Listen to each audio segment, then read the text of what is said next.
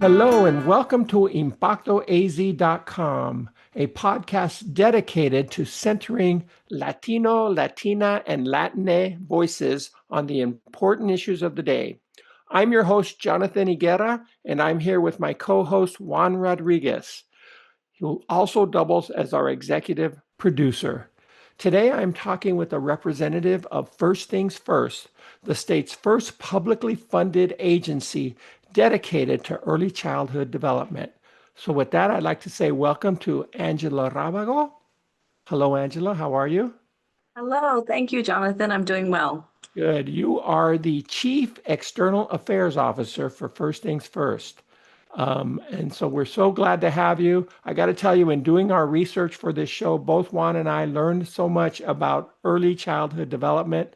And we're here to learn more as we talk to you. First thing, we were under the impression that early childhood development started in the first grade. And we quickly learned that we were wrong on that. So you tell us a little bit about early childhood development, the grades, and the children that you're trying to impact. Sure, thank you. And that is a common misconception that learning begins in the classroom, when actually we know from many, many years of brain research on how the brain develops that learning actually begins at birth. So at First Things First, we like to remind everybody that 90% of critical brain growth happens in those first 5 years of a child's life. So we really see it as a great opportunity to work with our babies, our toddlers, our preschoolers to get them the tools that they need early on so that they can be successful both in school and later on in life. Well, that's exactly what I wanted to ask you. What are early childhood development tools? I mean, you can't expect them to read, right? It's not a literacy question at that point, or is it? Do we attempt to get them to do academic things at those early ages as well? Uh, Actually, it's not about academics. So when a child's brain is developing, it's all about the interactions that they have with the important people in their lives, whether that is their parents, their family members, their caregivers in childcare. These are all the day-to-day interactions that help build those brain connections that really make a difference in a child's overall development. So it's interesting that when we look at the research on brain development, we can look at a child's vocabulary, attention levels, and general knowledge at ages 3 and 4 years old and see a correlation to their reading comprehensions in grades 3 and 4. So we see the connections that are made in those first 5 years are really building that foundation to set children up so that they will be able to develop the reading skills, the math literacy skills, all of those important academic skills that come later on. But first, they have to work on what we call executive function skills. So Okay. oftentimes we'll hear employers talk about the soft skills that they are really looking for in their workers and their adult workers. All of those soft skills, those executive function skills, they begin in the early years to develop. So Okay. things like self-control, like being able to pay attention, like being able to interact with others and get along with others. Those are all skills that babies, toddlers, preschoolers are learning in their day-to-day interactions with others. We see some of those interactions happen in the home. So when a family is having dinner, talking through the meal, as they're doing their daily chores around the house, talking through what are we doing next, and setting up those important vocabulary skills that are really developing into the literacy skills that they will need later on. So we know that literacy starts with language development. So it really Okay. is the language development that happens in the early years that then helps them prepare to be good readers coming into that third, fourth grade level. And I'm hoping that, say you didn't come out of the most ideal situation, at those ages. Some of us didn't. I hope it doesn't handicap you for the rest of your life. There's ways to overcome some of those shortfalls. Yeah, for sure. There's another big critical time of brain development that happens in the teen years. So the teen years is another time where we have the the ability to really look at that neural plasticity, which happens throughout our life. I mean, that old saying about you can't teach an old dog new tricks, it doesn't apply to humans. We can always learn new things. Now, there's prime times to learn Mhm. new things. Like, for instance, when we think about many of our families who are Spanish speaking families here in Arizona, when we look at language development and the ability to develop two languages, the prime time for that and to grow up with that ability to maintain those two languages is in those early years. So when we are working with families who are dual language families, we encourage them continue to speak to your baby, your toddler, your preschooler in their native language, as well as develop English skills, because those can grow together. And we see this great opportunity to help them develop two languages early on and maintain that throughout their life. And that's the excuse I'm going to use for my Spanish level, because I took plenty of Spanish classes, but it was never quite as good as the kids that came up speaking that language.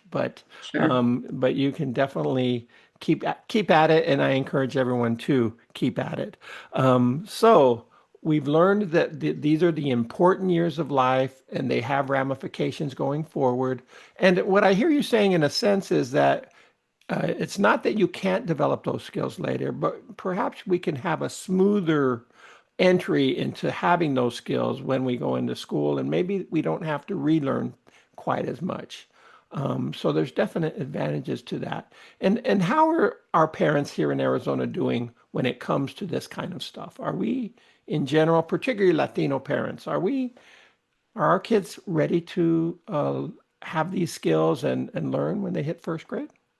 We know that for many families, it's challenging, depending on the situation in the home. It's challenging sometimes to devote the time, because it does just mean it's a matter of that time that you have to spend with your child. But that's why we encourage families to use every moment that they can.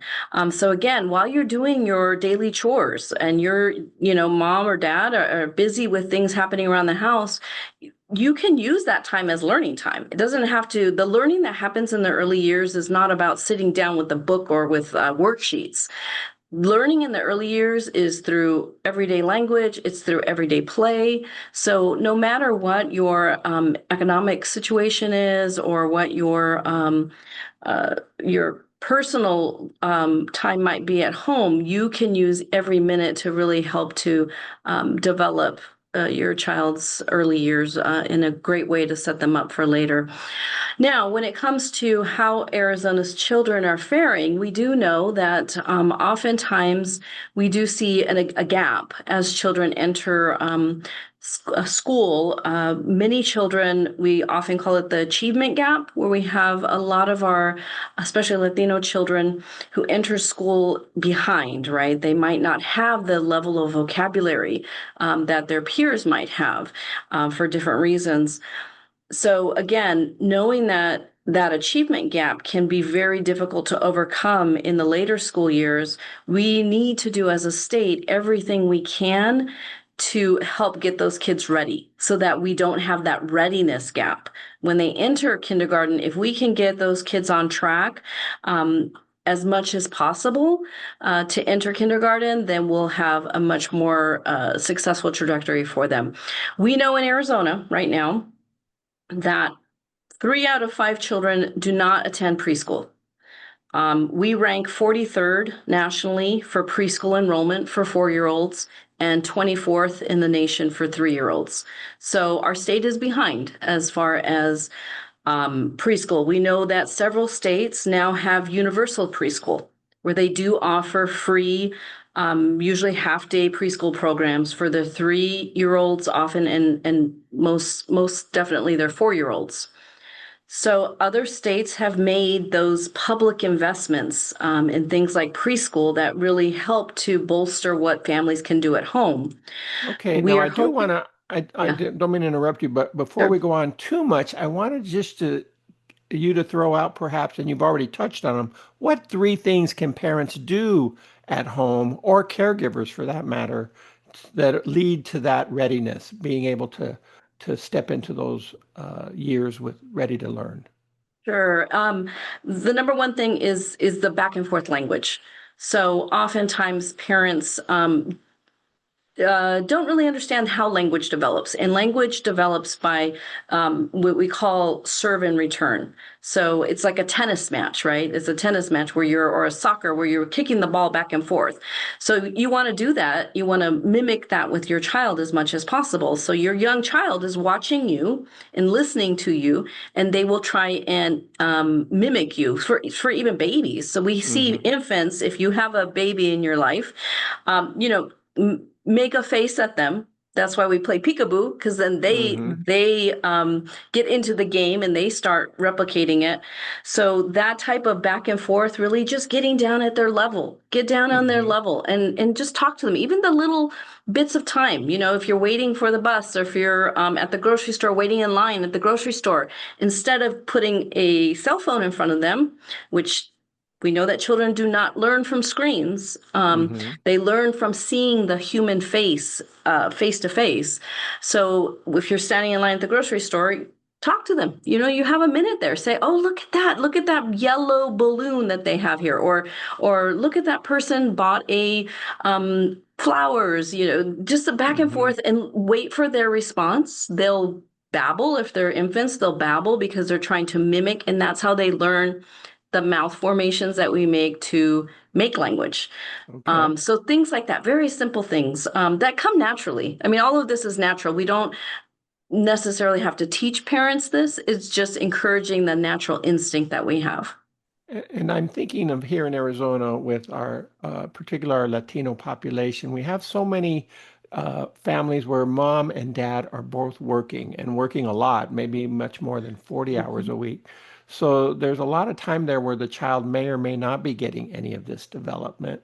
And I guess that falls to the caretakers or wherever they happen to be being watched, whether it's at Nana's house or a hired caretaker. Um, is there anything going on there that First Things First gets involved with? For sure. So for our organization, so First Things First was created by Arizona voters about 20 years ago. We're going to be celebrating our 20th anniversary next year. It is funded through tobacco tax revenues. So it was an opportunity to say, hey, we have this opportunity to do something for our youngest children to get them ready for school in their early years. So we fund services and programs in three main areas. The largest of those is in quality childcare. So really working with childcare providers throughout our state to help them improve the quality of care, because we know that, again, 65% of our children under the age of 5 live in homes where all the adults work. So at some time of the day, some time of the week, those children are going to be in some kind of care. Whether, like you said, whether it's with their nana, whether it's with their tia, whether it's in a childcare center, whether it's in a home-based provider. We have a lot of what we call family, friend, and neighbor care in our community, where we see families who know someone down the street and they say, hey, can you watch my child on these days? And then I'll watch your child on these days. So there's a lot of bartering of care that happens too in our community Hmm. because childcare can be so expensive. So we work with both family, friend, and neighbor caregivers to help increase their understanding of the important work that they're doing. So we always used to call it, in the olden days, we used to call it babysitting, right? They're Hmm. babysitters. We don't want to call it that anymore. We're actually saying you're actually a brain builder. You're building brains Mm. every day. Oh, I So the like work that. that you do, yeah. Yeah. So we work with those caregivers throughout the state. We're in all corners of our state, including our tribal nations, everywhere from Yuma to Douglas to up in La Paz, Mojave counties, really trying to help those caregivers do the best job that they can with the time that they have with their children. And from the literature you sent and that I read looking at your website, one of the ways you do this, and maybe it's the primary way, is that you guys offer grants, right? So it's not like First Things First has workers out there on their own doing this. You're screening groups, screening grantees, and seeing who can do this work on your behalf. Is that correct? That is, we partner with about 100 and I'm sorry, about 80 nonprofit organizations, other early childhood service providers throughout the state.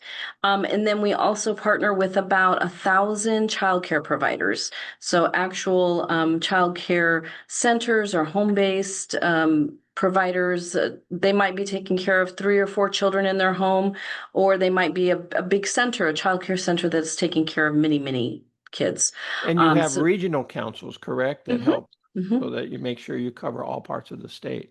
Yeah, we know that in different communities, there's different needs and different priorities for the children in those communities. So we have 28 different regional councils. They're all made up of volunteers from the community that serve on those councils and help to really decide, okay, what would be most impactful for children here in our community.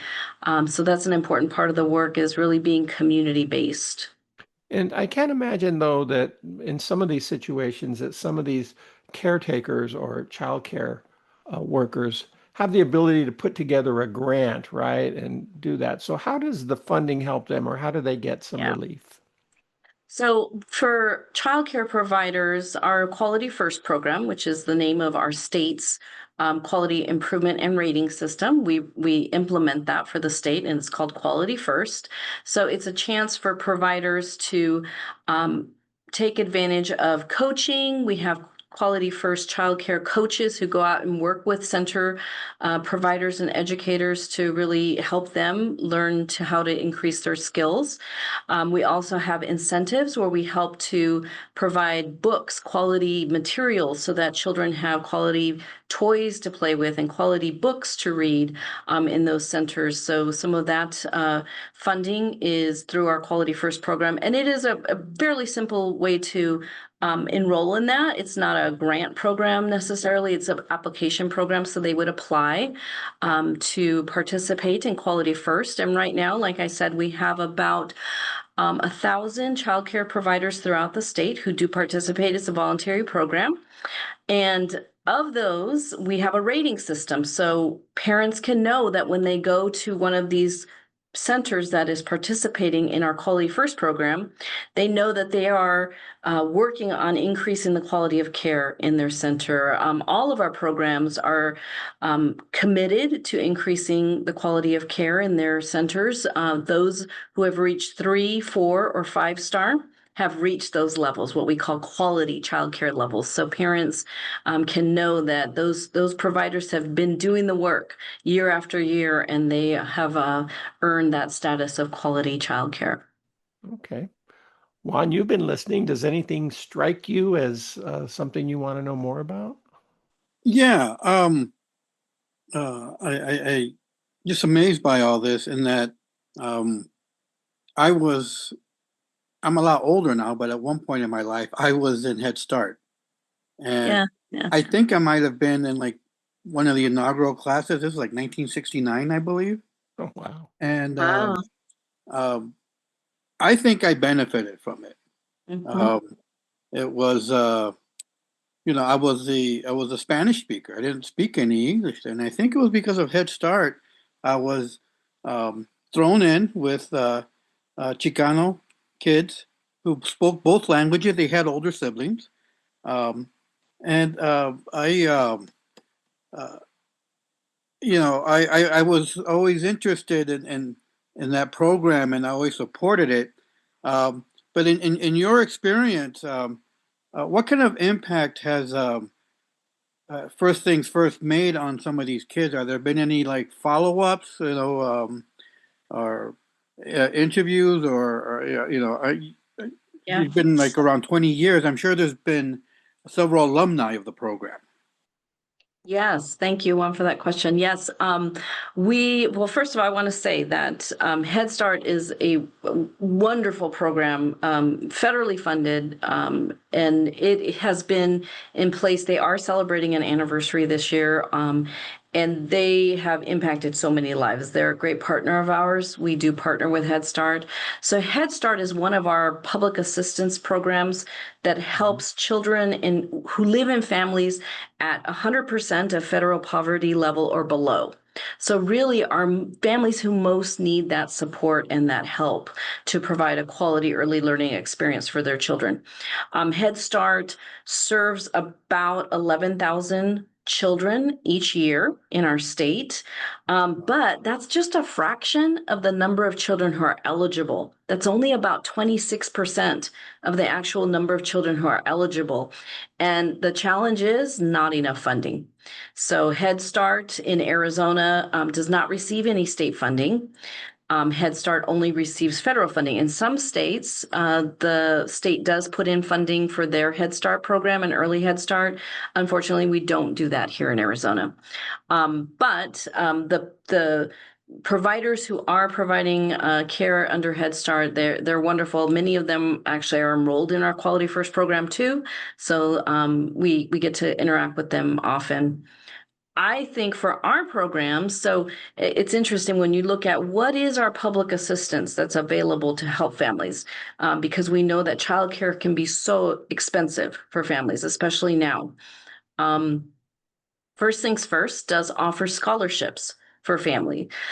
These are scholarships that help to fill the gap for those families who don't qualify for Head Start or even our child care development block grants. So that's another federally funded program that is available to families at 165% of poverty level, between that 100% of Head Start and that 165%. So working families who need help with childcare can apply for childcare assistance. Again, federally funded. Our state used to contribute to that about $80 million a year, but during the Great Recession in 2008, that funding was pulled. It was only until last year, finally, after 15 years of no state funding for childcare assistance, our governor and legislature did allocate $12 million to increase the number of childcare slots available. So that was good news for our state. This year, they actually increased that with $45 million of funding. So again, we're making some progress, but we really hope to again reach that $80 million contribution, and with inflation, it's probably more that we need, so that more children who are eligible can be served. So our Quality First scholarships come in a little bit above that. So to reach those working families who don't qualify for childcare assistance and don't qualify for Head Start, but they need some help with childcare. So we do provide scholarships. The good thing is, when you were talking, Juan, about our success stories, we have thousands, hundreds of thousands of children that we've impacted over the last 20 years. So we do get to see those stories come back. Many families are grateful for childcare scholarships that have helped them to go to nursing school, help them to keep their job. We have a family, I pulled up this story just because I thought it was great. In our latest annual report, out of Santa Cruz, so that's in Nogales area, Santa Cruz County. She's a single mother working full time. She has a 4-year-old, and she wanted to enroll her son in preschool, but she was like, I can't afford it. As a single mom, I can't afford to put him in preschool because I have to pay my bills. So what is the choice I need to make here? So a friend had told her about our Quality First scholarship program. And so she applied and she got in, and her son, Mateo, is just blooming in the new preschool. He goes to Kids House, Montessori in-home childcare center there in Nogales, and he's doing wonderful. And he's going to be going to kindergarten soon, so I'm sure that that's going to help him in his next step. His first language was Spanish. She was worried about his developing English language skills. So being with other kids being exposed to other English-speaking kids at the child care center really helped his language development in English, which is again, if you can develop those two languages at the beginning, you're set. Right. That's great. And I think I benefited from that experience. Learning, speaking Spanish at home, being raised with it, and because my parents didn't speak English, they understood some of it, but they learned along with me. Yeah. But the program, being immersed like that was beneficial, and I think I owe a lot to it.